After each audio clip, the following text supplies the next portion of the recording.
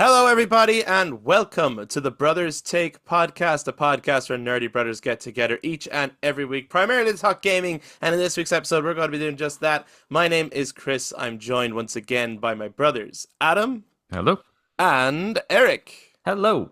And we are back in the room this week to talk more open world gaming. And actually, something we're going to talk about is what kind of open world elements we would like to see, or how we might like to see the open world improved in the next entry of the Final Fantasy VII Remake project. This game has been popping up again recently. There was recent comments from the director saying that the ending, the entire script is done, the ending is finished, that he thinks fans are going to love it. And that's all great and all from the story point of view, right? And everyone's obviously interested in the story point of view of Final Fantasy VII. But what about the other stuff, the open world stuff? We know, like Rebirth had huge open world elements, and we know that the high wind is to come in the next game, which means we're getting really open, not just open zones, possibly completely open world,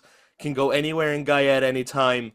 How are they going to do that? What can they do right? What can they do wrong? What can they learn from Rebirth?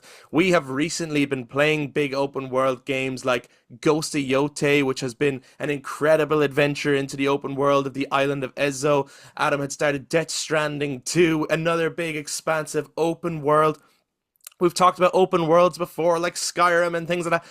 How can they take the best elements of all those things? What would we love to see for the final part of the FF7 Remake Trilogy? This is sort of a wish list in terms of the open world stuff, not the story stuff, the open world stuff. And we want to hear from you guys too. If you're watching YouTube, make sure you jump down into the comments to share your thoughts. If you enjoy this episode, please do give us a thumbs up, hit subscribe, ring the notification bell for future content. And to those of you who are listening to us on audio platforms, you can touch base on social media, Facebook, Instagram, X, at the Brothers Take again to give your take on what you want to see in the open world of Final Fantasy VII Part 3. What the fuck is it going to be called? When are we getting that title reveal? It's got to be this year, I think.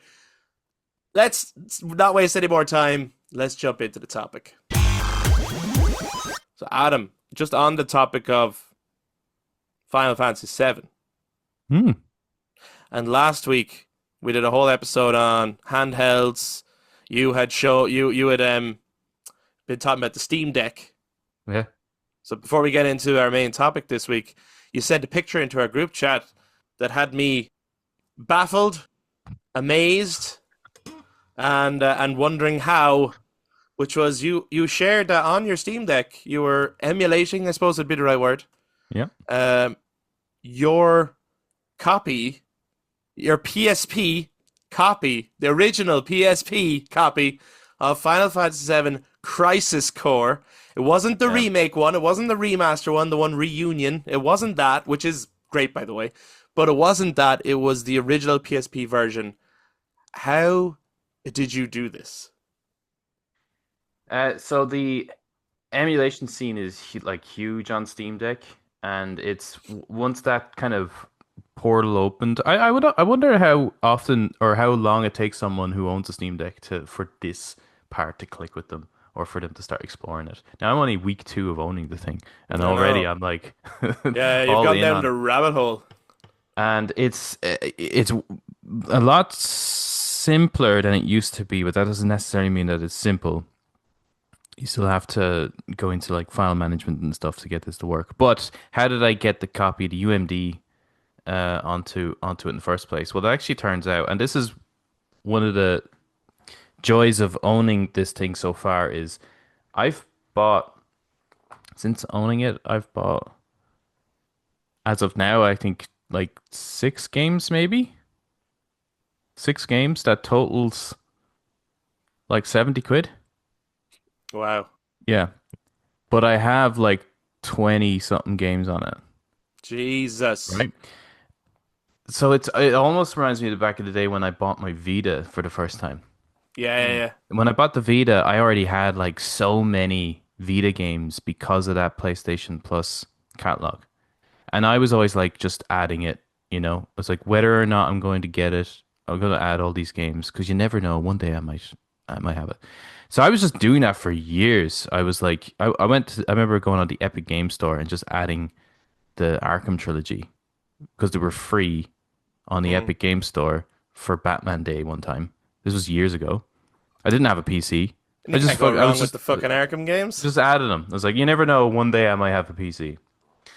And similarly, then years and years and years and years ago, this was pre the what you call it, reunion. Is that what it's called? Yeah, yeah. Yeah. Pre that, um Crisis Core was stranded on UMD. You couldn't get it on the digital store. If you had a PSP Go, which was the all digital PSP, you were shit out of luck. You couldn't play it. They never brought it to Vita. So I wanted to ensure that there was a way that I would have access to it. So this was years ago that I backed this up and made a ROM out of it. Um, Whoa. so this is like you put the UMD directly into your PSP. At this point, there is software available that helps you jailbreak your PSP so that you can have access directly to the UMDs and you burn them straight to your computer and you make an ISO file out of it. So I've had that for years with no way of playing it. You're I just sounding wanted a digital backup of it. you're sounding like when like Mike Shinoda or Linkin Park, they release something and you go like this is so perfect, like this is like when they released Lost and they're just like, Mm, yeah, we just had that like yeah, back there and we just yeah, like maybe one day like we'll put it out and then it's like, oh, it's the most perfect scenario for it. yeah, it Like, was. Yeah. how'd you have the foresight to even fucking think of this shit? I That's just did. amazing. I just knew that one day my PSP would kick the bucket, Yeah. and I'd have this UMD that's just sitting there. Worthless as well, No right? way. I had no idea that they were going to remaster it. That No, of was, course. So I just want to ensure that there was some way that I would have access to the file. So I had it, and on the Steam Deck, there's this thing called EmuDeck, which actually installs like you used to be have to install each emulator separately and set them up and all this kind of stuff. EmuDeck brings them all together. Click all the emulators you want, and it creates that kind of file system for it. Then you would just, through USB, drag the file into the correct folder. Done. But it integrates it directly into your Steam library. So you don't have to go through, oh, I have to open up this program now. Once you have that set up, it's now in the Steam library as if it belongs like a Steam game. So you And can play it natively now on the Steam Deck? just play it natively and it upscales it. It looks incredible. Wow. The videos don't. The cutscenes don't look great because Yeah. they're baked in to the resolution of the PSP. Yes. But the gameplay, that's all upscaled. And I don't know, I haven't seen the remake, but I would be interested in doing like kind of a I'd love to see it next to it and see like Well, if you want, does it I'll look like it? I'll give you a lend of it just for that. If you want to just have a look at it for the Yeah. comparison. Because yeah, I mean, look at the remaster, remake, whatever people want to call it, of Crisis Core. Obviously, it looks great. Um, and there's some improvements I think that were made. But one thing that that does not work all that well, I remember when I was playing it, is that the mission structure, and I don't mean like the main story part of it. I mean like those optional missions you can do that really you should do. It's the grind part of the game. Yeah. It's how you unlock new weapons and equipment and materia and all that stuff. But they're so short that they're designed for the commute experience actually. Hmm. So when you move that to console, when you play it, it feels outdated almost. But Hmm. if you were playing that handheld on the go, it feels great. It was designed for the PSP at the time. So, Yeah.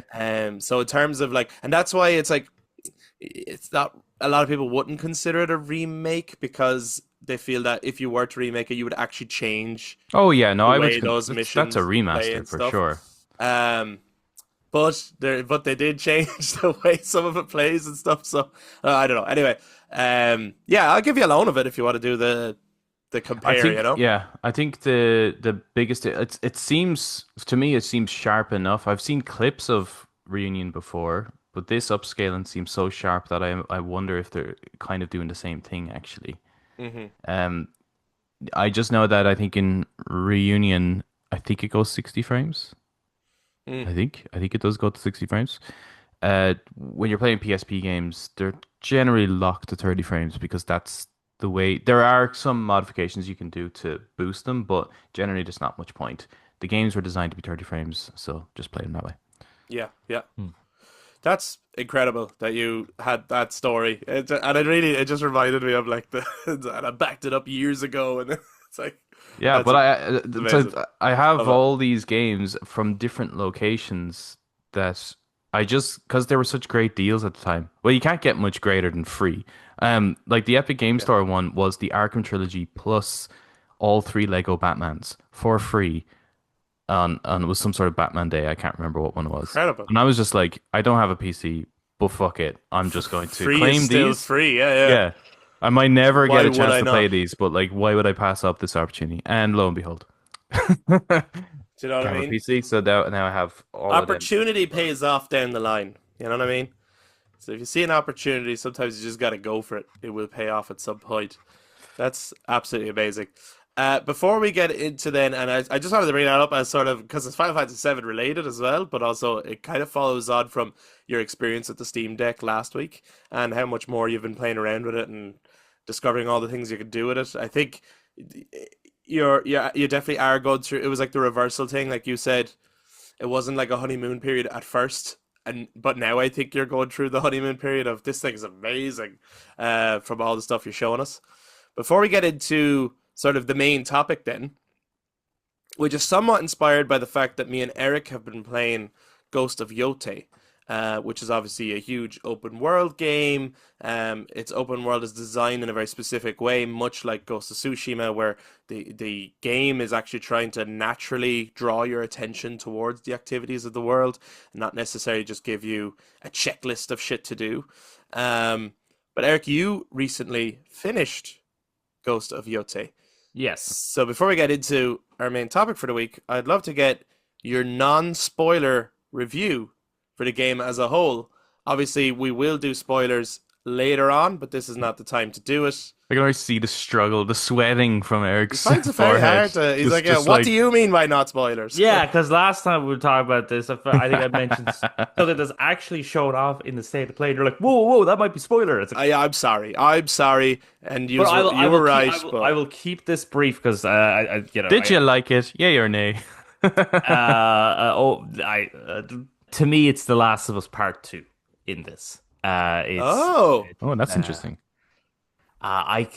so people who say that they love it, it's like, okay, fair enough. I can see why you love it. And then there's Yeah. people who hate it, and it's like fair enough, you can dislike it. Other people use a lot of buzzwords to say why they hate it. It's like, okay, all the All right, buzzwords you're okay. using are Yeah. very incorrect. This game is not that. But for me, uh, yeah, I just think I actually have to get to the point where I don't think revenge stories work well in a video game setting, especially Is if there's that a so where? lot. interesting. Because there was an IGN writer who got like dragged through social media, I think, who said that I'm so sick of PlayStation telling the same stories. And then a lot of people were like, "What the fuck are you on about? Like these, like none of these games have the same story if you actually like delve in." But do you think that there's some truth to As what in that? the thematics, maybe more than anything. Yeah, do you think there's some truth to what that author was saying?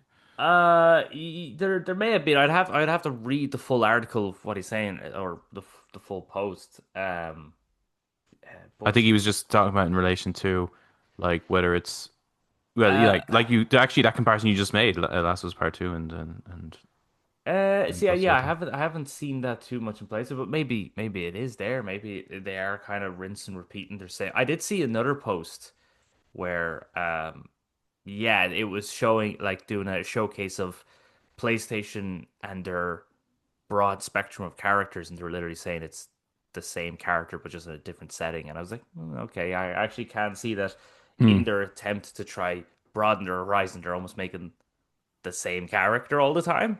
It's similar, like obviously, yeah. If the games are different, characters are somewhat different, but this is very similar. You are playing as Atsu. That's not a spoiler. They tell you that for sure. You're playing the character as Atsu. Her family are killed by a group of people, so she goes on a revenge quest to kill the group of people. Last was part two. You play as Ellie. Your family's killed by a group of people. You go on an adventure to kill the group of people. But to get to the group of people, there's too much gameplay, and therefore I find as a player I'm disconnected from the character Okay, because yeah. That's interesting. the character motivate. This is actually Agency is gone. agency is gone. It's similar actually in Fallout 4, which is an open world game. Sticking to the topic. In Fallout 4, it's an open world game. You play as a character, you see your partner is killed and your baby is kidnapped. So when I get out into the world, why am I going to fuck off and explore? Or Fallout 3. Fallout 3, I actually think works a little better, but I do know what you mean because it's your father's missing. It's So like, I want to naturally, go find him. yeah, you want to go find him. Are we This is the saying complete then? opposite experience to what I had in Fallout 1. I remember the first time I played Fallout 1, they were like, you got to find a new generator for the water purification for our vault. or we'll all die. Or we'll all die. And I was like, okay. And then I go outside, I'm like, cool, I'm just going to go explore around. Don't do that. They'll all die. Go get the water treatment. I did hear that in Fallout 1, you have a certain amount of time. Yeah, yeah. Are we then saying, and like, I don't want to get off the Ghost of Yotei review yet That's- because yeah. you might have a little bit more to say. I don't want to be cutting you short, Mm-hmm. but are we saying that urgency doesn't work in an open world game? I don't think so. Or Okay. at least, you need to be somewhat clever with the urgency. And I Yeah. will use Ghost of Tsushima as the example of this. Go ahead. Right. Yeah. So with Ghost of Tsushima, there's an urgency of saving Lord Shimura Mhm. in Yeah. Castle Kaneda, right? Yeah. Jin goes there straight away in the story at the very start. He goes there straight away. He yeah. goes, he fights Koten Khan. He gets his ass kicked. He now realizes, shit, I need allies and I need better gear and I need to improve myself. So now you as a player know, okay, I need to explore and I need to find other people to Everything improve is in myself. service of. And also you are a Right. samurai and your island has been taken over. Okay, so those people are having trouble from bandits or Mongols. So as a samurai, it's my duty to help them. Almost like if you play a Batman game, Batman will stop what he's doing to save the dude who's getting attacked right there and then because he's Right, Batman. like an Arkham Knight or Arkham City. Yeah. You know what I mean? Like it doesn't feel like it goes against the character. So in Atsu, your the idea of going, oh, I need to kill the people who killed my family, but hold up a second, let me follow this golden bird. I feel is a disconnect from what would Atsu's main priority be.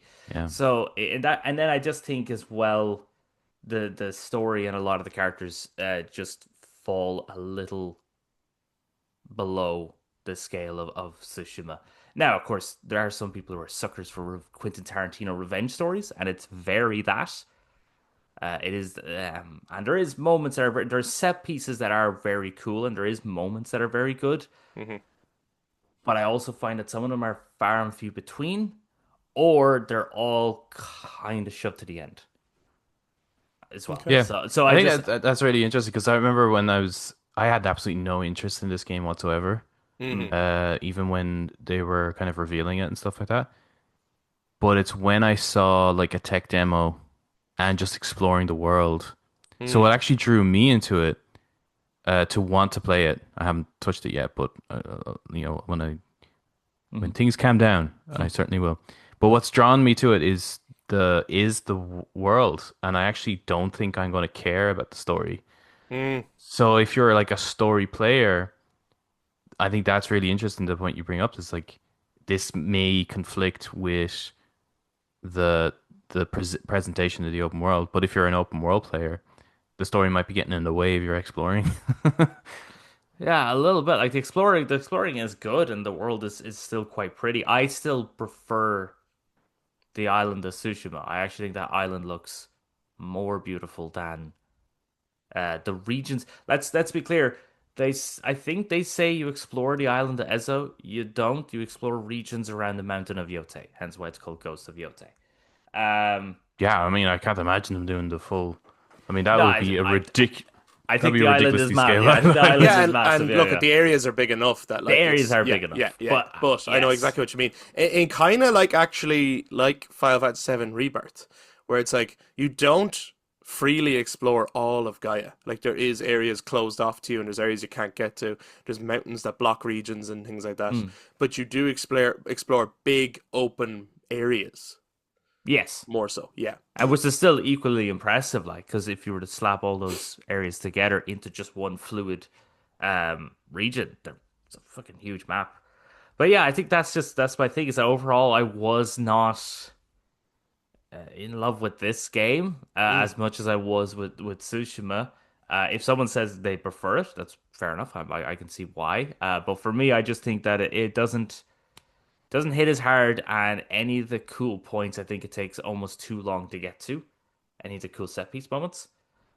And then I think a lot of your helping side characters, a lot of them just are not as interesting as Sensei Ishikawa or Lady Masako. I actually prefer Koten Khan as a villain to the Yotei interesting. 6. Okay. I prefer Koten Khan. And then yeah, it's still always that part, I don't know why. I do not know why, but from the get-go, and I think I said this in our initial review as well, from the get-go, I was just like I was so on board with this game. And then the minute I started the game, I was just like, why am I not playing as Jin Sakai? And so by the end of it, I'm still going, why am I not playing as Jin Sakai? Mm. So, Yeah, like I do think there's a way to you could certainly tell this same story with Jin Sakai. It mm, obviously wouldn't be a revenge story in the same way of like obviously, and this is from the get-go of the game. Obviously, Atsu was looking for who killed her family when she was young. mm, Obviously, in Jin Sakai's case, that would not be the case because we've already dealt with that story in Tsushima.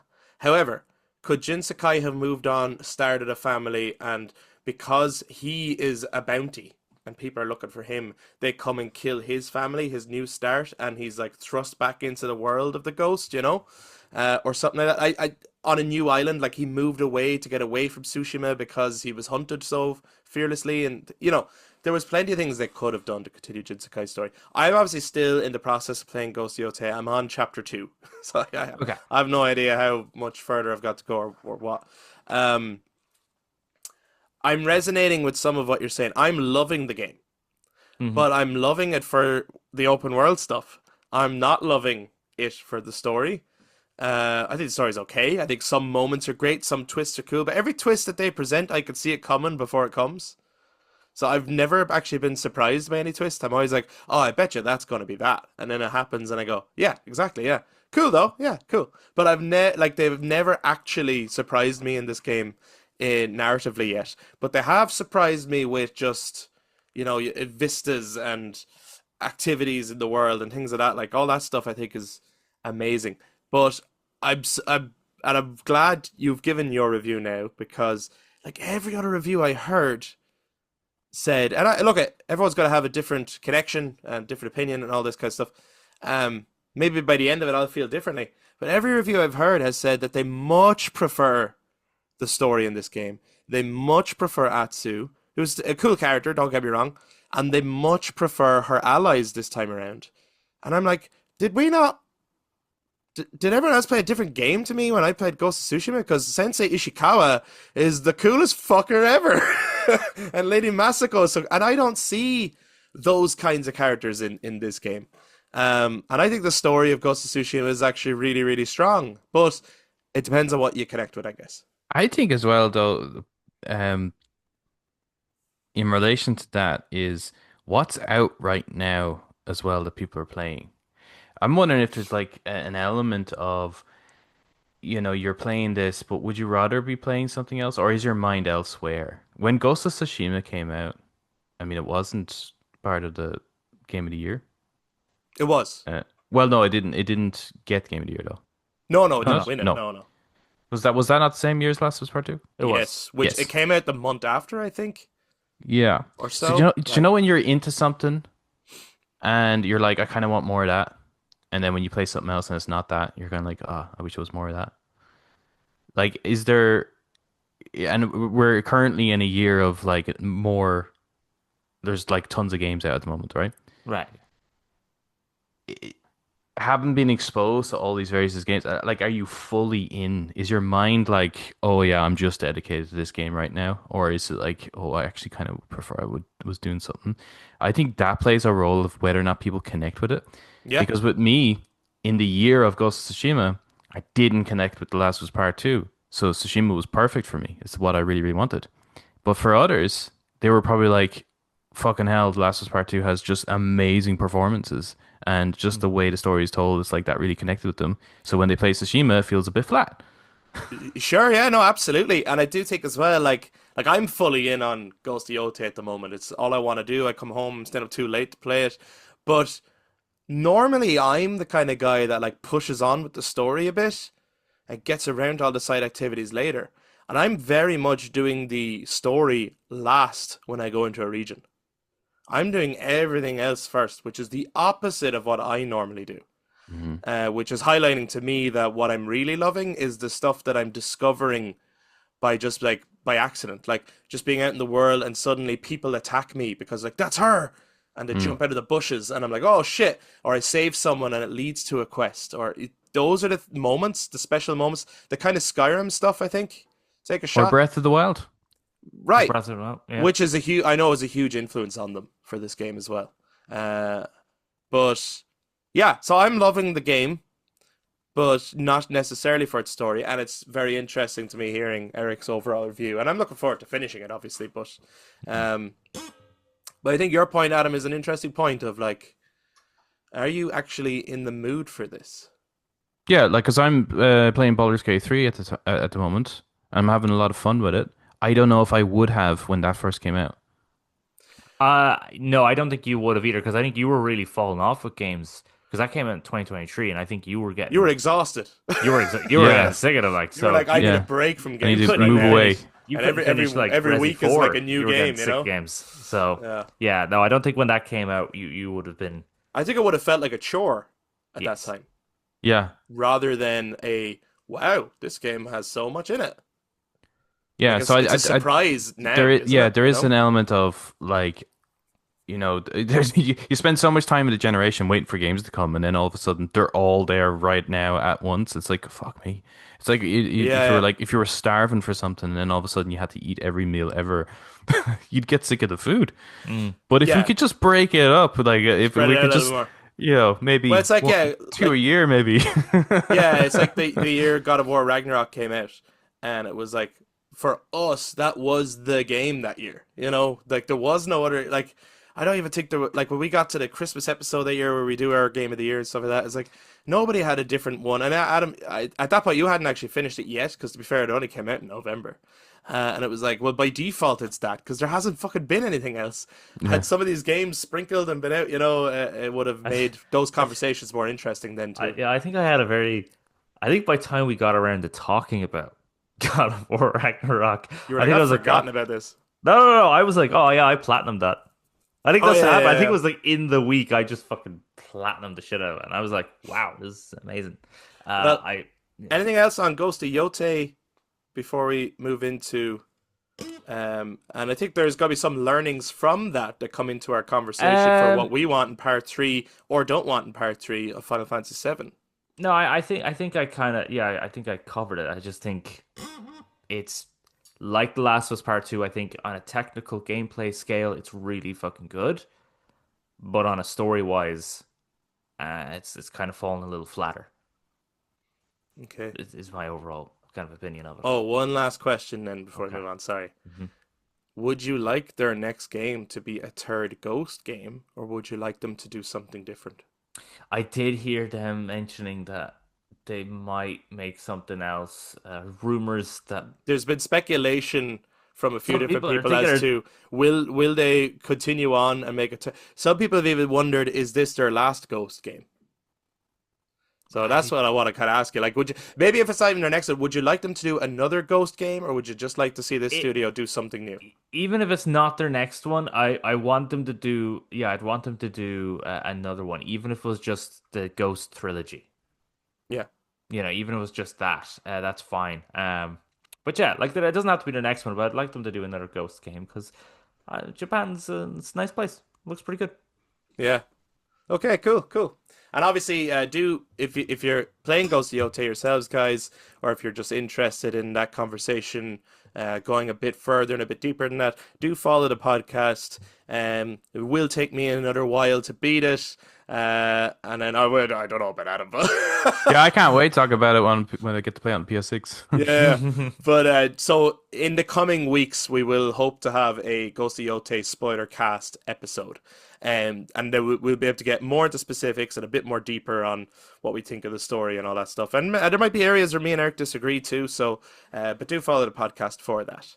But now to jump into, and I think using that as a jumping off point in terms of like, is there things, and we're not talking about the story, but like one of the things we brought up during that is like, do open world games suffer a little bit if there's a real urgency, right? And this is something they're going to have to be very careful with in the third part of the Final Fantasy VII Remake Trilogy. So just before we go any further, spoilers for the original Final Fantasy VII and for the Final Fantasy VII Remake games so far. Because look at to talk about these things, we might also be able to bring up it's like, well, we don't want any more of that, or we do want more of this, you know. But also, if they follow the kind of basic events of the original, by the time you get the high wind, the planet has 7 days to live. So there's a huge urgency. Meteors in the sky. It's on the way. The Judgment Day music is playing no matter where you go. But now the world is open to you. Quick question, actually. Yeah. You might know this, Chris. It's on Final Fantasy VII. You're saying the 7 days to live, and actually also coming from the Fallout 1 point, because in Fallout 1, if you take too long, everyone dies. Mm-hmm. Can you in Final Fantasy 7 take too long and a meteor destroys the Earth? No. Do you have an infinite amount of time in the game? Okay, fair enough. Yeah. It's just an in-story thing. It's not a... So it's also like the Arkham Knight. It's like you've just spent 50 hours playing this game, but it's still the same night. It's still the same night. Yeah. No time has passed at all. Yeah. Yeah. Same with like, you can spend as long as you fucking want in any of the Arkham games, actually, and they're all supposed to be one night. Yeah. I was like, will they ever just give that a rest? And actually, the VR game Arkham Shadow was the first one to break that. It's multiple nights. It's not all one night. Oh wow. That story is very, very well told. And if you're a Batman fan, in one way, I'm raging that is tied to the MetaQuest, because the story to Arkham Shadow is it's a nerd's dream. It's so good. But anyway, So what if that is like a really interesting point, is about the use of time and urgency, but you have like an open world or whatever. Majora's Mask, Legend of Zelda, which is the sequel to Ocarina of Time. I think it's the first time they've ever done a direct sequel. yeah. In that, there's a giant moon heading towards the That's planet, right. and you're going to die within 3 days. Did they release the same year? Huh. I don't, no, I don't know. I feel Not like sure. there was a sense of impending doom as people got closer to the millennium. Yeah, But probably. anyway, But so there is a timer, and after that 3 days, game over. You know? wow. But you have to play your ocarina To reverse to time. to start again. But now it's like you are you can now go do other things.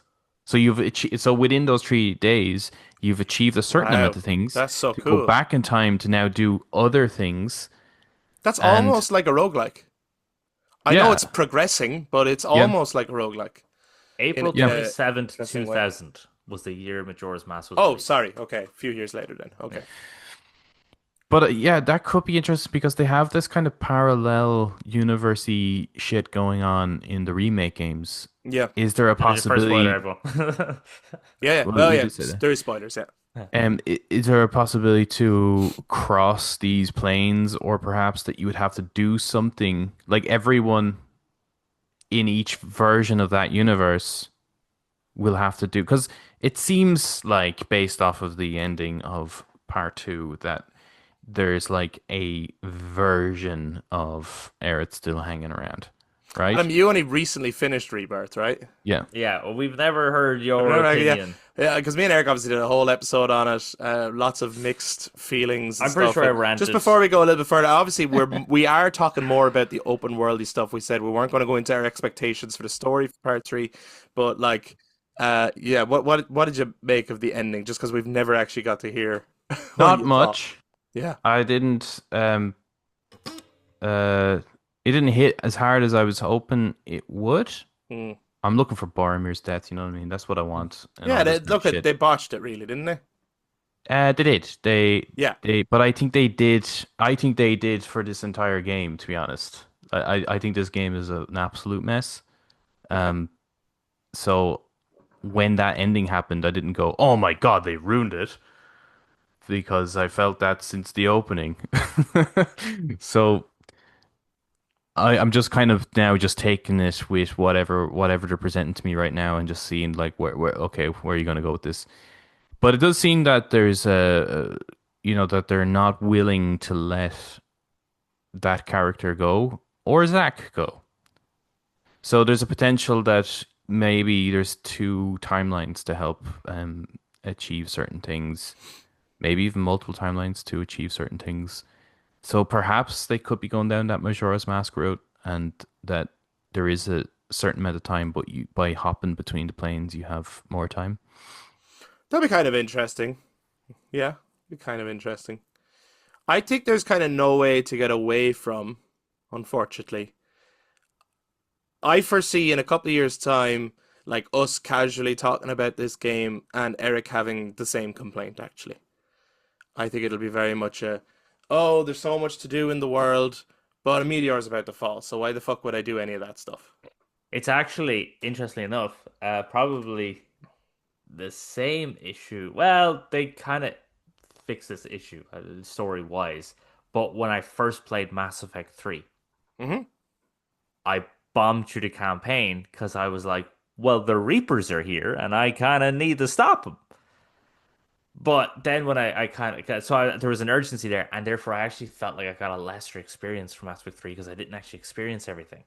But then I remembered, oh yeah, it actually takes Reapers about 100 years. So I actually have a lot of time to kill, so I can now do everything that needs to be done. But yeah, I would foresee that being an issue because that was the same thing in Final Fantasy 16. The Mm-hmm. end of the world is happening, but oh, go pick some flowers, and it's like that's all right. First thing I don't want in Final Fantasy 7 Revengeance is I don't want to pick flowers for a fucking side quest Yeah. because those quests always suck. Yes. Okay. What do we want in terms of side activities in the game? I think we could all agree that Rebirth had too many mini games. It was like trying to overcompensate for the lack thereof in part one, maybe that maybe they felt people thought was there. I actually was okay with a lack thereof in remake. I thought remake was amazing. Actually, like I still think it's one of the best games of the last I don't know how many years. It ended up in They did like a good job with that one. incredible, absolutely incredible. But then there is that thing of like a lot of people, the Midgar portion of that game is their favorite anyway. Do you know? So when you go out into the world, there is all these mini games and activities and side activities, and it gets a little bit more whimsical. It gets a little bit cheesier. It gets a little bit more comical. They achieved all of that in Rebirth. The question is, do you actually like that side of Final Fantasy VII? And then maybe they leaned into it a little bit too much in some other areas too. But what kind of like side activities, side quests, side anything do we actually want in the open world of Part 3? When Adam said, you want a Queen's Blood. You want a Queen's Blood Well, I do. Sephiroth at the end of the Queen's Blood game. was great. Yeah, Queen. I would actually, I would fucking love if they made a dedicated, kind of like what they did with Gwent and Right. Yeah. Lightstone and Balatro. I would love a dedicated fucking like let's That go would, crazy Queen's I'm Blood game. surprised they haven't. I'd say they would, because that was well loved and Because you can see that where would sell well. they could expand it and Mm. do other like things with it. Um, I don't know if I would want more of it necessarily in the next part. If it wasn't in the next part, I wouldn't be like, oh no. I don't think I want to see Fort Condor again. I think that can go fuck off because that Unless was they, amazing in well, I was going to say, Integrate. revert back to the original version of Fort Condor, please. Yeah, Because the original version of it was, I was like, they nailed this. yeah, it was And great. then the secondary version of it, I was like, what have you done? What did you do? Like it was perfect. And I remember us saying after playing Integrated, we were like, oh, I hope the Fort Condor is all over the world. That's all. you know? And yeah, they really didn't. uh, So yeah, and represented the then way I wanted. So go in back. Rebirth, it was like, thank God it wasn't all over the world. Thank Yeah, God it was just in that one region. go That's another back. thing. They Go back. shortened their side quests. Their side quests are too long in Rebirth because they're all like these 4-parter, 5-parter things. And it's like, nah, 2 or 3 parts at max. Like, calm down.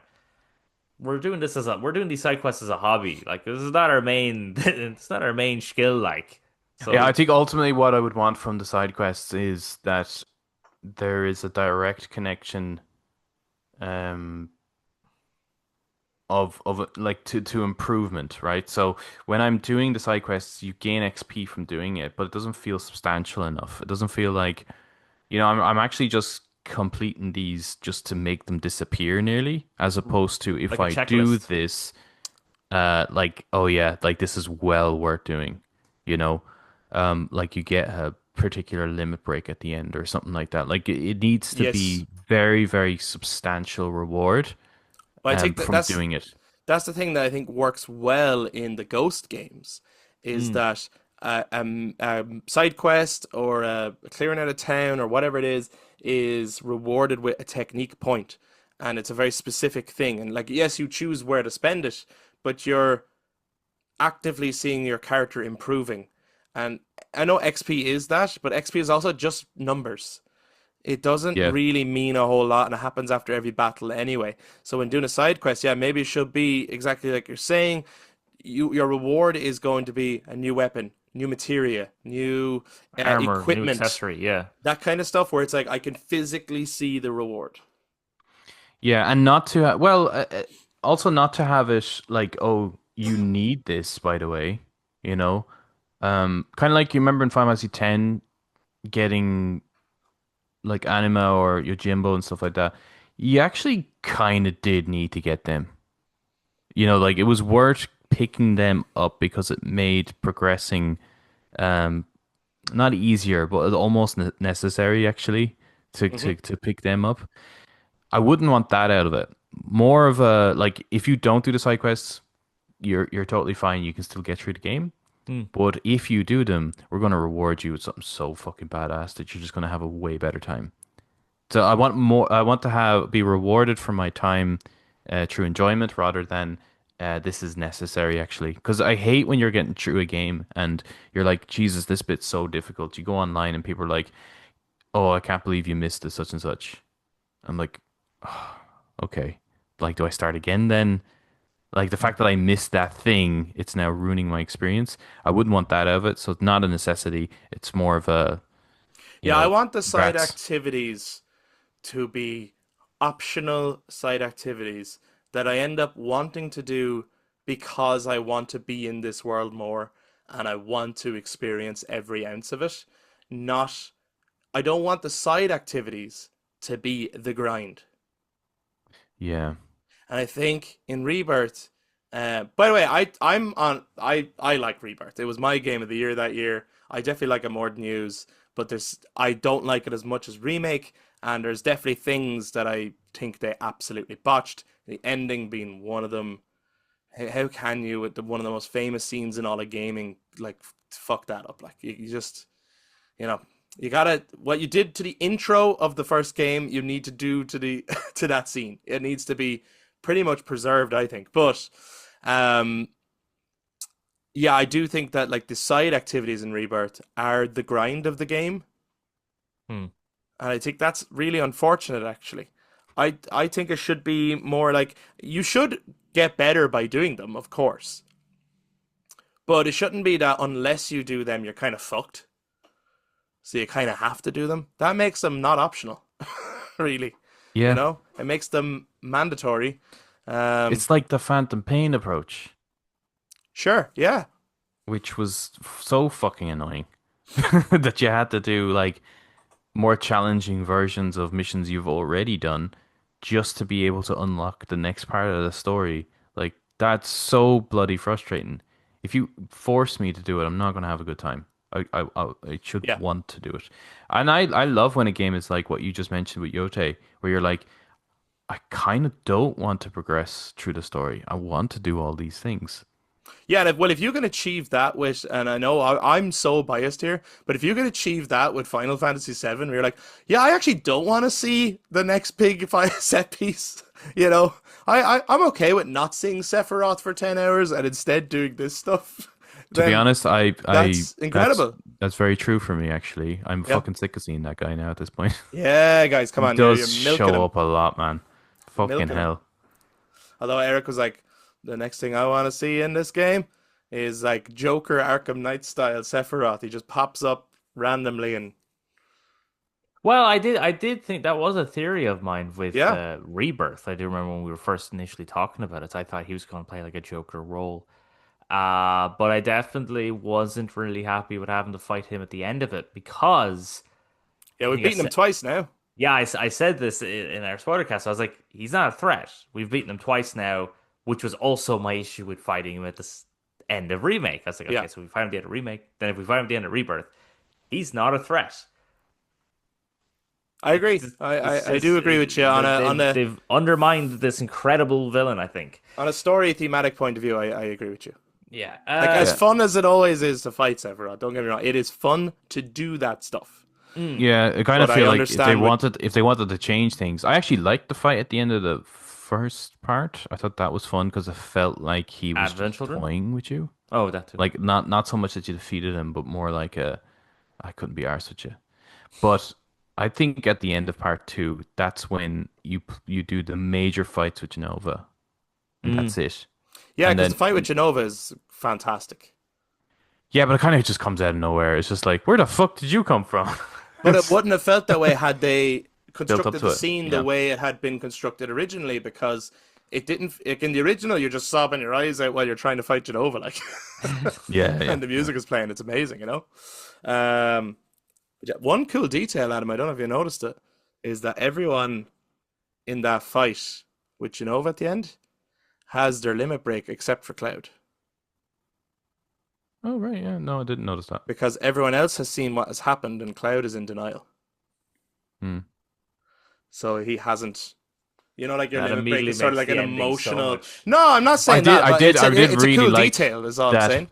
that part of the. I mean, that to me was such a highlight moment. Was the Advent children, let's work together to take down this thing, and it was just so cinematic. Like the Mm. way they were able to capture Advent children and put it into a fight was just, I think, Yeah, really, really well done. Should have ended there. That should have been the absolutely. I end. agree. That felt Yeah. like a final fight. Yeah. Yeah. I loved I loved the fight with Genova and the Advent the Advent Children feeling like fighting Bahamut Sin. But yeah, it's just I think they botched the killing of Aerith, and they botched and all the fucking parallel universe shite and everything. What you guys pitched to me at the end of Remake was so much cooler than what we got. Because I remember I really hated the end of Remake because I was like, th- so I my hopes are not high with them saying you're gonna love the ending of Revengeance. And yes, I'm gonna keep calling it Revengeance because Until you hear the actual title. until I hear the actual title. Okay, fair enough. So, because I was just like, I just wanted a remake. That's all I Yes, wanted. yeah. I wanted beat for beat a remake. course. Just now with better graphics. So then That's when all it anyone became wanted, actually. remake, I was like, that's not what I wanted. The users were like, oh my god, time has changed. Now we're gonna see things. I was like, okay, that kind of sounds cool. And then we got Rebirth, and I went, this is literally beat for beat the same game, but now you botched the ending again. I was getting very pissed off. But anyway, so what would I like open world style from the game? From Revengeance. Well, what we have the boat, right? We have the boat, don't we? The fucking Yeah. The tiny Bronco. there. have We the thank tiny you, Bronco, tiny yeah. Bronco. So where we have left to go to? Actually, we have Rocket Town. We have Medial. Is it? Is that what it's Yes, called? the Northern Continent and Wutai. And Yes. Goblin Island, or whatever it was Goblin called. Island. Yeah, that's right. And is there Round Island? We got Round Island. That's Goblin Island. Oh, Knights of the Round is on Goblin Island, I think. Yep. Yeah. but you can only get there with a high wind. No, with a Oh, cold. No, the with a golden golden chocobo. chocobo. Yes. The golden chocobo. Right. So I Which hope they have that's to in keep. it. They They have have to to keep I all actually of do think, I don't think when you get the high wind, I don't think it's going to be this mad open world exploring thing. I think we're still going to have zones, and it's going to be done like the way it was done in Final Fantasy X, where you just select your spot and you get dropped off. It's going I to be that. agree, and I wonder, do you want Well, that? Well, what didn't they have that Yeah. each region had a spot for the High Wind to land? No, you could land anywhere.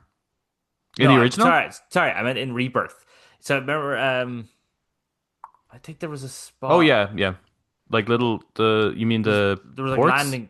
Yeah, there was these court areas that were like you couldn't really do anything with them. And to me, I was just like, oh, well, clearly that's probably where the High Wind's gonna land. So I imagine that's how it Oh is yeah, you yeah, go to probably. them, you hold circle or something, Yeah, you land, and there you go. Uh, yeah. So, sorry, do you think or do you want to actually fly the high wind? Like you actually control it moving around, yeah, I but you can only but couldn't you park. can only care. land in certain places? You okay? And Adam doesn't care. I Either don't. way. I'm wondering if that, how would that feel like when you're playing it? Like, Microsoft Flight Simulator? yeah. I mean, we know it's not going to be that. So is it just going to feel a bit Imagine. like an arcade, a little bit like a tiny Yeah. little world that you're flying around? It's probably not necessary. You could just select where you want to go and go there.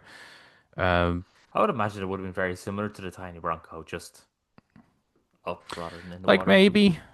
Um, I'm just yeah. It I'm depends more on whether it's this interested generation or next generation. I'm more interested in exploring the inside of the Highwind than I am to control flying the outside of the Highwind. Does that make sense? And I Yeah. want that experience to be very much like the Normandy of Mass Effect. I want to be able to go to the different rooms and compartments of the Highwind, be able to talk to my companions, not just the main characters, and that the more you talk to them, there's optional dialogue maybe there, and you can further build relationships with them. But I'd like it to be that you could also talk to like the other people you've recruited along the way. Do you know, like the crew basically that become rogue Shinra crew and join you on your mission, Mm. like the pilots and stuff like that. So I would love that, and I'd actually love again for Mass Effect, and it's something that I felt Ghost of Tsushima did quite well too. Is I would love there to be so there's like side quests that you can do in the world because the world is going to shit at this point and maybe people do need help with extra things like because the everyone starts ransacking basically because the world's about to end. Midgar becomes a civil war zone and stuff. Like Mm. there's room for lots of cool shit to happen in the world that you can come in and try help out with, Hmm. while you are still trying to do the big shit. But I would love there to be that each of the main characters has their own sort of legacy side quest. Yeah. So the way that in Mass Effect 2, your characters all have their own personal shit that you have to do, but it's optional. But if you do it, it enriches your relationship and the story better. That could be a Um, good way of them getting their ultimate weapons. yeah, Oh yeah. yeah, absolutely. And they did the same in Ghost of Tsushima. There was your main path, but then there was the tale of Ishikawa, the tale of Lady Masako. And they were all side stuff, but they were cool stories in their own right. So like Yuffie could have really cool shit going on in Wutai, and I imagine Wutai is going to take a lot of inspiration from both Ezo and Tsushima. There's got to be Hmm. fucking cherry blossoms and shit everywhere. Um, but yeah, that's something that I really want from the side quests side of things.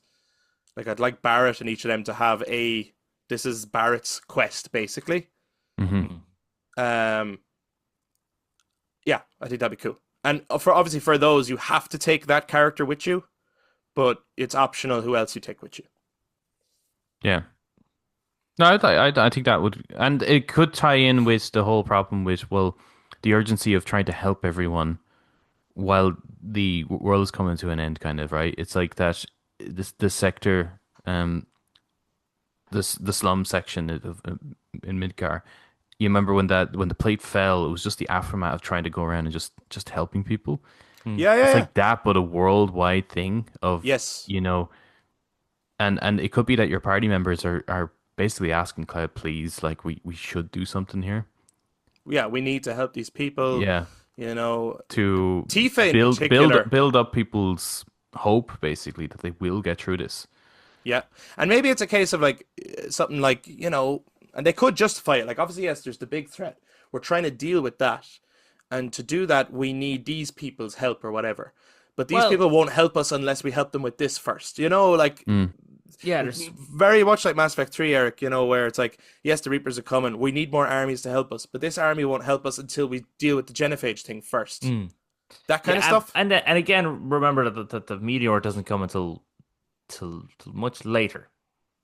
Oh yeah, like there's Oh a yeah, he bunch hasn't of kicked it off stuff yet. Yeah, Yeah, so before that. there's still room for side quests, and of course, there's the whole point when Cloud. I assume they'd still do that, where Cloud goes into his catatonic state. So now you don't have Cloud and Tifa. So then you have to play as like Sid and all them Mm. with their that's so you have the high wind there. So there's still room for quests there that maybe you're. I can't remember what are they doing again, Chris? When they're in Well, the at that point, they're trying to get the huge materia. the big one. right. So Yeah, because they want to. Isn't it they want to launch the rocket into yes. All right. So then you New York? have to go. Okay. So the rocket isn't ready, and you need to find out where the huge material is. So you have to go to different areas to try find all the different pieces that you need to build said rocket and huge materia. And therefore, yeah, when you're there, there's people that need help, or there's Yeah, oh yeah, we will give you the fuel you want, but we need Scratch you my to back. Yeah, yeah. So there's that sort of stuff, and then you play Queen's Blood as well while you're there, and which is super important. super yeah, important. 100%. Like if you really want this ultimate weapon, first you must beat this cat at Queen's Blood, or something like that. Yeah, yeah, yeah. And I think as well, I want them to really double down on. Like you do see it in Rebirth a little bit, where they were trying to take inspiration from the Ghost games, in having something draw your eye to things in the world. Whether that's they actually had a little golden bird thing that catches your eye, or there's the little chocobos that you follow to the stops for the. Do you know what I mean? And that's supposed to be like the Right. foxes. I want them to double down on that stuff though. So do away with the towers that when you do the tower, it shows you where everything is, and now you have a checklist of stuff because that's the Ubisoft thing. And that's where Rebirth started to feel like a Ubisoft checklist open world. As opposed to if they just double down on there's just points of like there's just stuff that's going to catch your eye. Like if you look around, there's a tree that looks so different to everything else around it. So you're like, well, that's clearly supposed to be something. So I'm going to go find out what it is. And before you know it, it launches something. Or, yeah, an animal leads you to something. Or, yeah, I just think that natural integration of making you explore Gaia is far more fascinating than get to the tower, do that. Now here's my checklist of things, which I did. We all did it, but it took a lot of agency out of.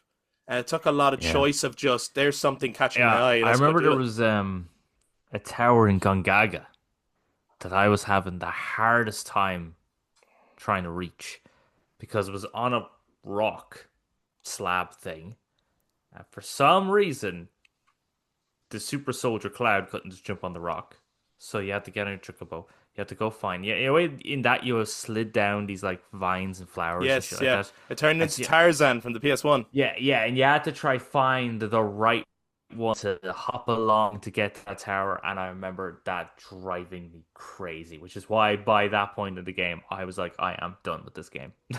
There's nothing they can do to make me happy. And then I go to Cosmo Canyon, and I went, you somehow made me more angry.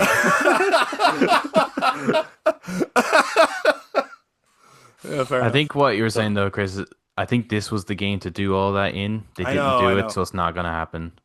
I think they've established the structure of what the next remake is going But to they be like. can't do the towers again, can they? Because you've already been Well, they there. can in the regions we haven't been to, and Yeah. they Yeah, but they could just make them lesser, so they can just like not have so many checklist stuff. yeah, I know what they could do, but we know they're gonna do it. Well, I think the What you only doing thing is we me, Adam. the only But thing we're we talking can about hope what we for. would like them to do, not what we think they're going to do, right? What we would hope for is that they do make the actual quests themselves far greater. Hmm. I job that. Yes, well, yeah, obviously, yeah, there is that where it's like, can we also increase the quality of these side activities? Increase quality, decrease length, unless the mission actually requires it to be slightly longer. Hey, I bet you the fucking skiing is going to be, or the snowboarding is going to be Well, no, fucking that's awesome. that's gonna be good crack. Like, but You know, I hope so. Yeah. I think that'll be very, very well done. And that region might actually be a lot of fun to explore because we It's haven't gonna seen a snow area it's yet. gonna look so different. Again, this is something that I hope they do take from like Ghost of Ezio, but obviously they're using different engines, so I'm not really sure. But like the snow in Ghost of Ezio. Yotei. Oh, sorry, it is Ghost of Yotei. I meant in Ezio. But yes, in the game Ghost of Yotei, the snow is incredible, absolutely incredible. I've never seen snow like it in a game, The and snow obviously there's looked lots of just like games I that. haven't played. It's fucking incredible. So when you play Ghost of Tsushima, which obviously looks great, but Yeah. when you walk on the snow in Ghost of Tsushima, it doesn't really react to you. If you walk through a tree with snow on it, the snow stays on the tree. It doesn't move. In Ghost of True. Yotei, when you walk through a tree, the snow falls off the tree. The snow moves under your feet. It moves up to your knees when it's really deep. People jump up out of the snow. It's absolutely incredible from that standpoint. Is it the best snow you've ever seen, Eric, in a game? You've Sure. you've dealt with a lot of snow in games. Yeah, man, you'd know Yeah, Red Dead better. definitely. Redemption You'd know. 2, Yeah, Death yeah. I don't know. Stranding. Is it as good as Red Dead Redemption 2? Da, da, da, I think they're both pretty similar. I think they both have very similar mechanics and Fair. physics and stuff, to be honest, with them. I think exploring the snow in Yotei is easier and better and Yeah. doesn't slow down your pace of gameplay in comparison to the snow area in Red Dead 2. Oh As yeah, jeez, I hope they don't do that. Like, remember in remake and well, mostly Rebirth. Do you remember the moments that were like, "Oh yeah, you're hurt now, so you're going to move very slowly." hmm, Fuck me. Do not do that in the snow area, please God. Yeah, please don't do that. Something I it'll could see them take you doing. 24 hours just to get out of the northern continent. Something I could see them doing, which is something that again is in the Ghost games, is like if you're ever in the Blizzard areas of the Ghost games, Ice you on the screen. your screen starts to get more and more icy, and you have to get to a fire and warm yourself up Oh, before cool. it affects. Like, Yeah. because it affects. It happened to Ghost of Tsushima. Do you remember you're climbing the mountain, and you had to get to fire checkpoints to make yourself Yeah. safe. And I'm just There is thinking another about. game that does that, isn't there? Try to think. Well, I Red Dead feel 2 like has that you can die from the snow. yeah, I specifically remembered that in something where your screen is starting to frost up. I feel like it was like from the 360 PS3 era. I What don't was it? know. I think it was well, actually, I think a few games did that. One comes to mind. I think Dead Space 3 did it.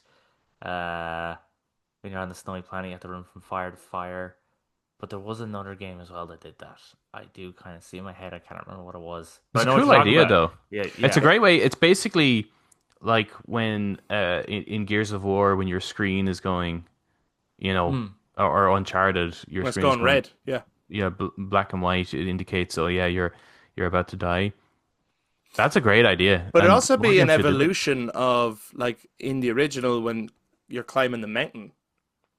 And I think it's your oxygen you're watching or something, or it is definitely your energy levels. You get to certain points on the mountain and you have to tap a button to like keep Warm yourself up again. going to Yeah. warm up again, and then you go again. So I could see them implementing that mechanic basically in the icy regions as you're going through the blizzard storm and as you have to climb the mountain. Hmm. That's really cool. Yeah, I I like think that, that'd be cool. And I'd like to see more like weather effects.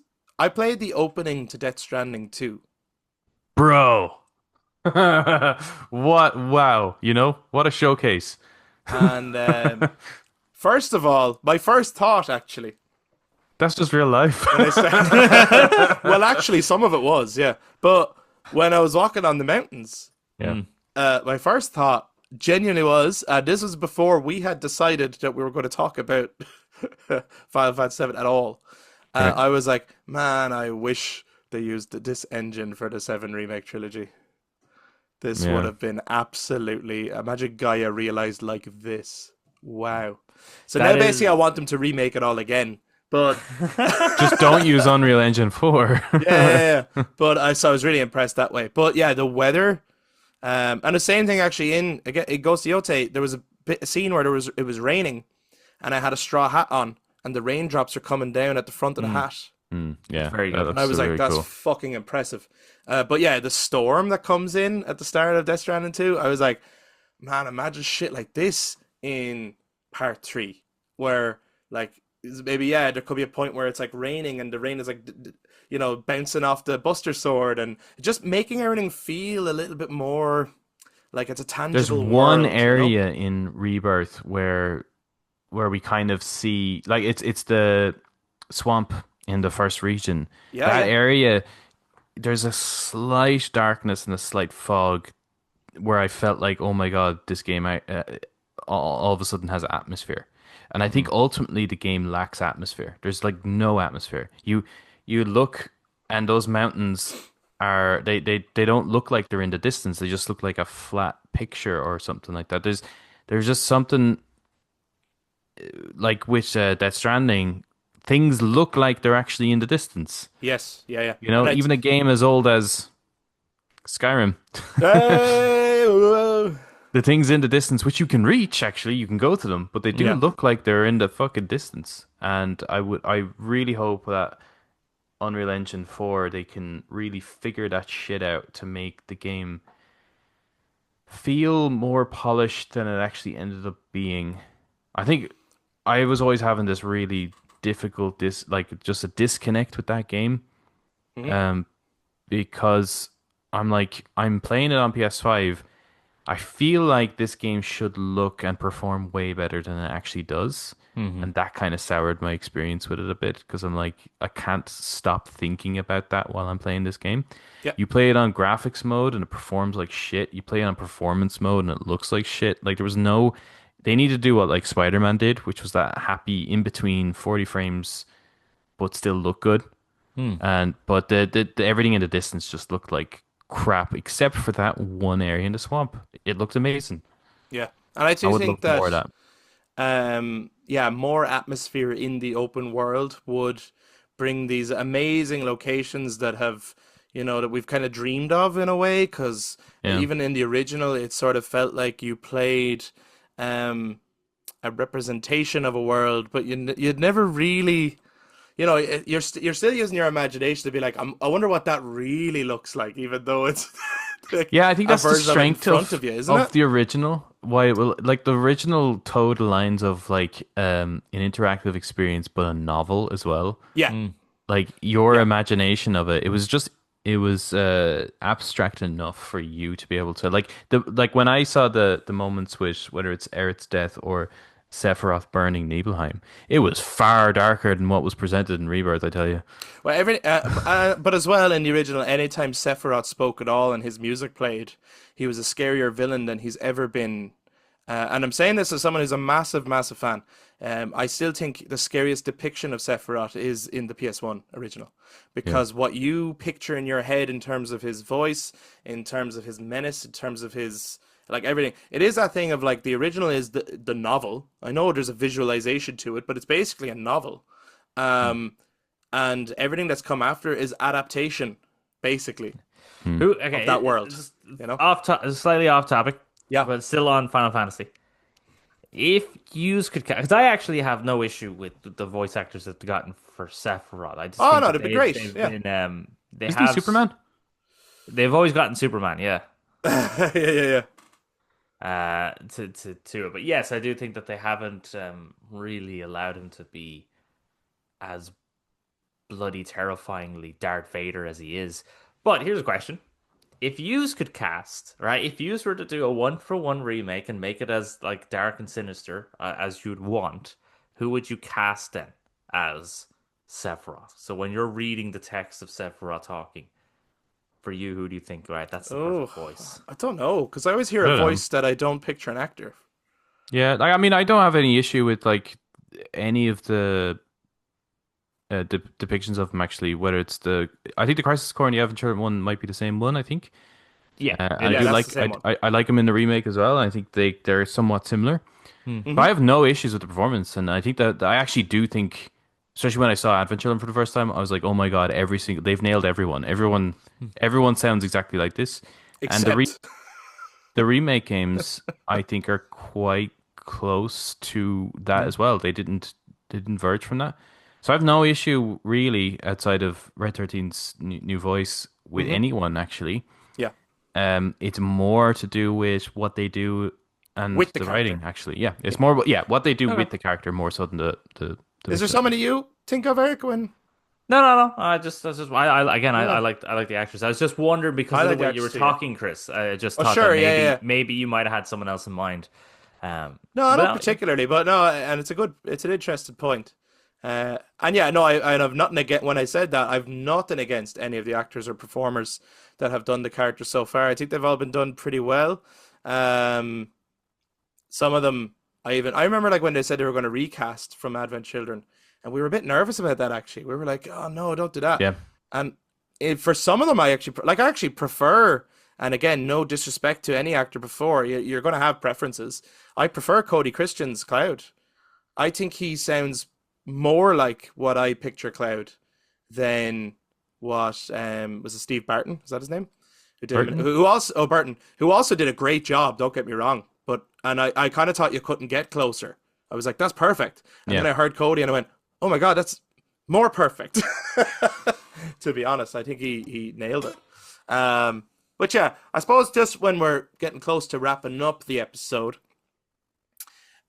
we've talked about how we basically want them to cut down on the sort of checklisty stuff, um, make the world itself more inviting and more engaging, make the quests themselves more inviting, more engaging, and also to be clever about how they write the optional side quests, bearing in mind that Doomsday is coming at this point. Hmm. Like Rebirth is your chance to have the crack.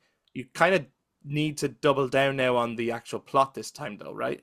So, is there anything else you would like to see from the open world, from the gameplay, um, at the moment? I don't know because like it almost isn't an open world game. It's Sure. almost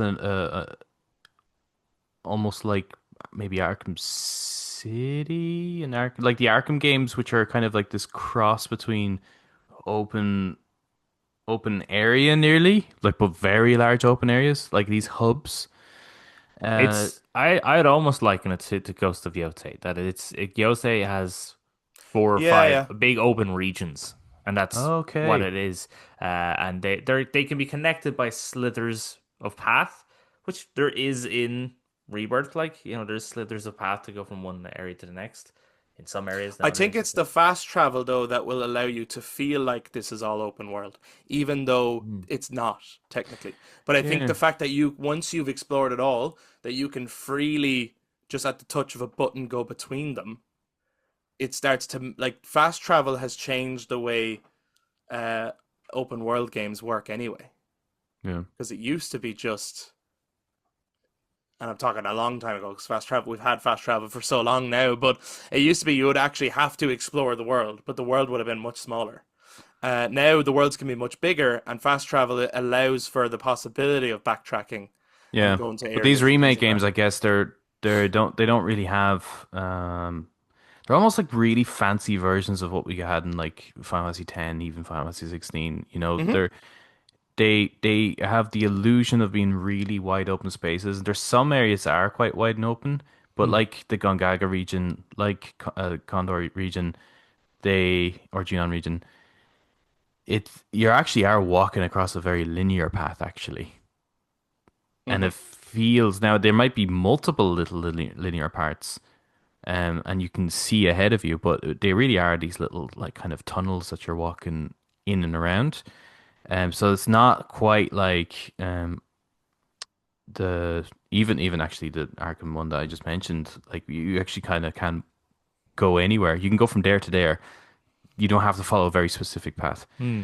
Um, so I don't see them changing that aspect of it. I think it's going to like remain like that, and I think that's maybe just part of the DNA of the 3D Final Fantasy experience from PS2 era onwards is Yep. these very almost linear like experiences.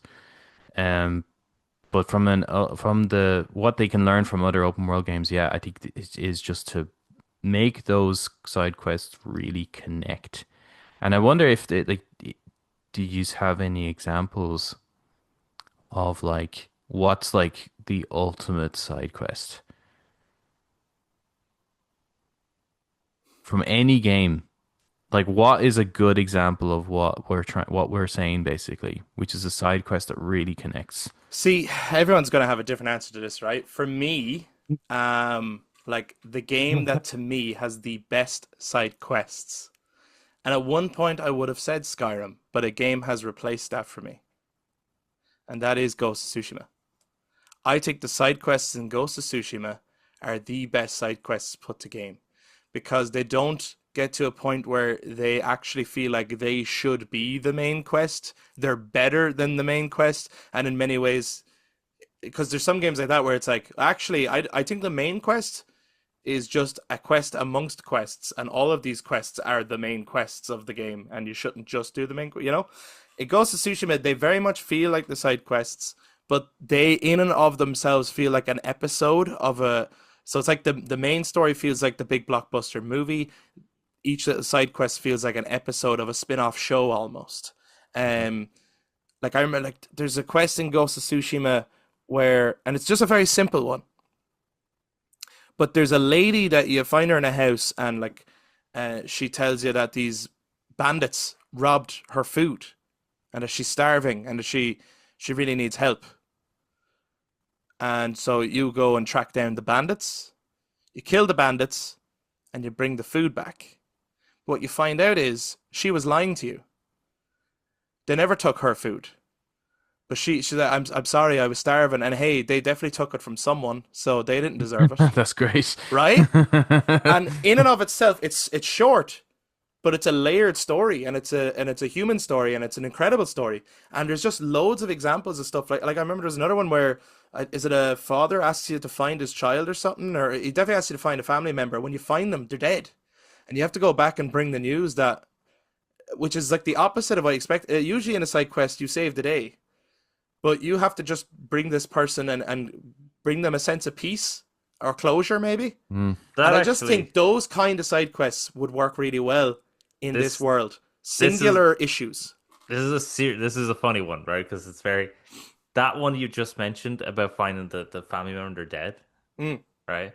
That actually reminds me of some of the Stellar Blade side quests, All right, yeah. which is obviously the weirdest example you give. But there's one time where I think a little girl wants you to find her cat, and you find the cat is dead, and you have to go tell the girl that the cat's dead. Or there's another guy who like he's in a shop, and he keeps making all these teddy bears to remember his daughter that's died, but there's only one that he knows that he Cool. did make, and so you have to go find that one and to bring it back to him. There is quests like that. There's another one where you do have like actual characters as well you meet, much like Tsushima, where one of them is she's a singer but she's damaged, and this guy's looking after her and he wants to repair her because he's in love with her and stuff like that, and like he nearly like gets himself killed in his attempt to save her. And it's a really nice human. I think I've said that before in the my review of it, that it has very human stories.